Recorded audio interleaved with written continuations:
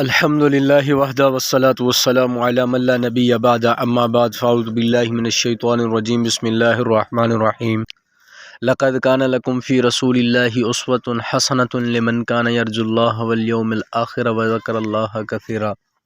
وقال النبی صلی اللہ علیہ وسلم لا یؤمن احدکم حتی اکون احب الیہ من والدہ وولدہ والناس اجمعین او کما قال صلی اللہ علیہ وسلم۔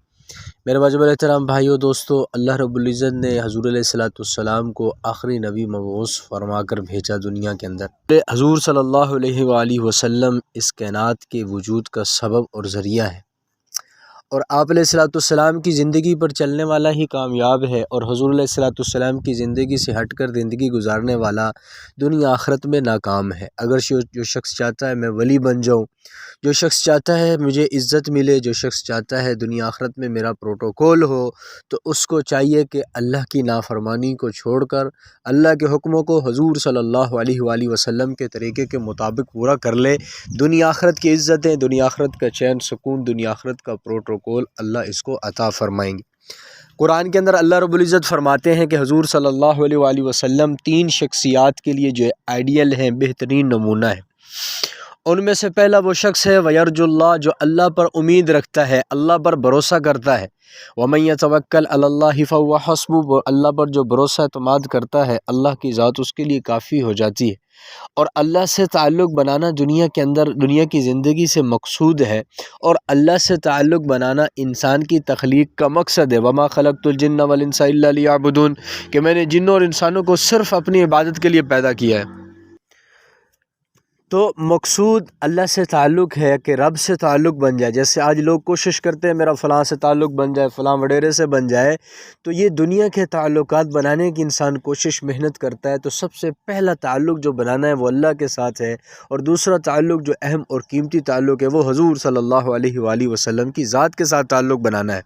اللہ سے تعلق بننا ہے، اللہ کے حکموں کو پورا کریں گے، اور حضور سے تعلق بننا ہے، حضور علیہ السلام کی سیرت پر چلیں گے اور اللہ کے حکموں کو حضور کے طریقے کے مطابق پورا کریں گے، تو اللہ اور اس کے رسول سے تعلق بن جائے۔ دوسرا وہ شخص ہے جس کے لیے اللہ کے نبی صلی اللہ علیہ وآلہ وسلم بہترین نمونہ ہے، آئیڈیا ہے۔ وہ شخص ہے جو آخرت کو سامنے رکھ کر زندگی گزارتا ہے، اور جو آخرت کو، جس کے سامنے آخرت ہوگی وہ جھوٹ نہیں بولے گا، جس کے سامنے آخرت ہوگی تو جو آخرت کو سامنے رکھ کر زندگی گزار رہا ہے، حضور علیہ السلام اس کے لیے بہترین آئیڈیل اور بہترین نمونہ ہے۔ وہ آخرت کو زندگی سامنے رکھ کر گزارے گا، وہ کسی کا حق نہیں کھائے گا، وہ کسی کو دل آزاری نہیں کرے گا، وہ جھوٹ نہیں بولے گا، خواہشات کی اتباع نہیں کرے گا، وہ قوم، قبیلے، معاشرے کے پیچھے نہیں بھاگے گا، بلکہ وہ اللہ کے نبی کو فالو کر کے چلے گا کہ آخرت کا تعلق دنیاوی علوم کے ساتھ نہیں، آخرت کا تعلق حضور کی سیرت کے ساتھ ہے۔ جو حضور نے آخرت میں بتایا ہے وہی ہمیں پتہ ہے، تو حضور علیہ السلام کے فرمان کے مطابق زندگی گزارے گا، کسی کا حق پھر وہ نہیں کھائے۔ تیسرا وہ شخص ہے وذکر اللہ کثیرا، جو کثرت سے اللہ کا ذکر کرتا ہے۔ ہمارے ذہن میں آج یہ ایک بات بیٹھ چکی ہے، مسجد کے اندر تسبیح کو گھمانے والا صرف ہی جو ہے وہی نیکوکار ہے، صرف یہی نیکی ہے۔ مسجد کے اندر بیٹھ کر تسبیح کو گھما لینا یہی نیکی ہے، نماز پڑھ لینا یہی نیکی ہے۔ حالانکہ یہ بھی نیکیاں ہیں، بازار کے اندر دکان پہ بیٹھ کر سچ بولنا یہ بھی نیکی ہے، صحیح تولنا یہ بھی نیکی ہے، اور بازار کے اندر حضور علیہ السلام کی زندگی کو زندہ کرنا یہ بھی ذکر ہے۔ ذکر ہے، جھوٹ سے بچنا ذکر ہے، ماں باپ کی خدمت ذکر ہے، حکموں کو پورا کر رہا ہے یہ بھی ذکر ہے، حضور پر درود بھیجنا یہ بھی ذکر ہے، نظروں کو جھکا لیا غیر محرم کی طرف نہیں دیکھ رہے یہ بھی ذکر ہے، اس پر بھی اجر مل رہا ہے، گانے نہیں سن رہے اس پر بھی اجر مل رہا ہے، ہاتھ پاؤں ظلم کی طرف نہیں اٹھ رہے یہ بھی ذکر ہے اللہ کا۔ تو اللہ کا ذکر کرتا ہو تو ان تین شخصوں کے لیے، نمبر 1 اللہ پر امید رکھتا ہو، نمبر 2